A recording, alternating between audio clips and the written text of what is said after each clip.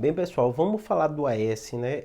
Pense num remédio antigo, né? Tanto que alguns escrevem que são dos primeiros remédios já descritos. Hipócrates já falava disso, né? Que era a casca de um salgueiro lá, né? Chorão. Então é um remédio que, assim, desde os primórdios da medicina já se falava dele, né? Mas do jeito como remédio, né? Comercializado, tudo isso é de 1800, final de 1800, 1890 mais ou menos, né? Que é a farmacêutica Bayer, tanto que alguns consideram que foi o primeiro remédio produzido e vendido, né, como medicação mesmo, como tablet, como comprimido, vamos colocar assim, né?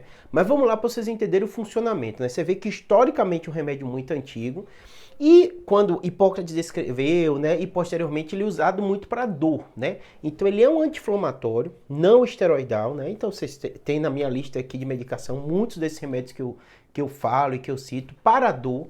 Só que no caso da AS, a medicina foi evoluindo e hoje a gente usa muito pouco com esse fim, né? Apesar dele ter essa característica, e vira e mexe você vê as pessoas usando como isso, né? E ele acaba sendo utilizado, outra função que ele tem, do antiagregante plaquetário, né? Um dos mais clássicos, um dos mais utilizados no mundo, e hoje a grande maioria das pessoas usam com esse fim, né? AS, ácido acetil salicílico, aspirina, né? Ele tem esses nomes e são utilizados justamente para esse fim de prevenção primária e também secundária quando alguém tem um AVC ou tem um infarto agudo de miocárdio, né? Ele tem a função anti-inflamatória, né? Vira e mexe você vê alguém, tava com dor, tomei uma aspirina e tal, né? Às vezes gente mais antigo, né? Hoje é muito raro o médico prescrever de cara como ele, tem tantos remédios para dor, de pirona, paracetamol e outros, né? Ele também tem um efeito, vamos colocar assim, não tão que a gente quer, mas ele muda também a questão do trato gastrointestinal, então para úlcera, né, para gastrite, ele pode prejudicar também, talvez por isso que a gente não utiliza, que são as doses maiores, tanto para dor, para esses outros eventos, né, mas tá lá na bula e você pode utilizar também.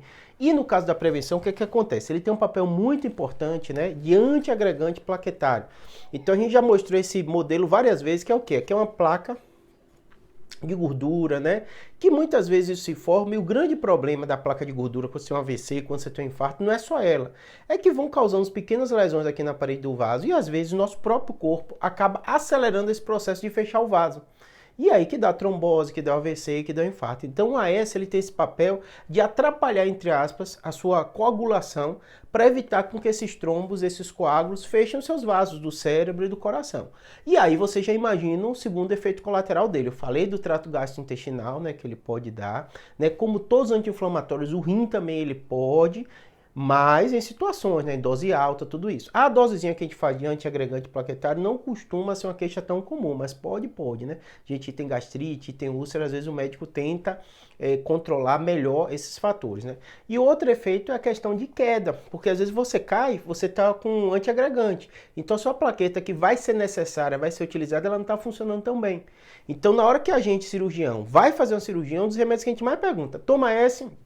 Muita gente toma, é um remédio com a prevenção fantástica para infarto, para AVC e tal, e aí você tem que suspender muitos dias antes da cirurgia, para a plaqueta estar ok, na hora que você cortar fazendo a cirurgia não tem problema. Para a gente da neurocirurgia, vira e mexe tem que suspender, falar, ó, tá programada a cirurgia, mas você não parou o remédio que a gente tinha falado, né?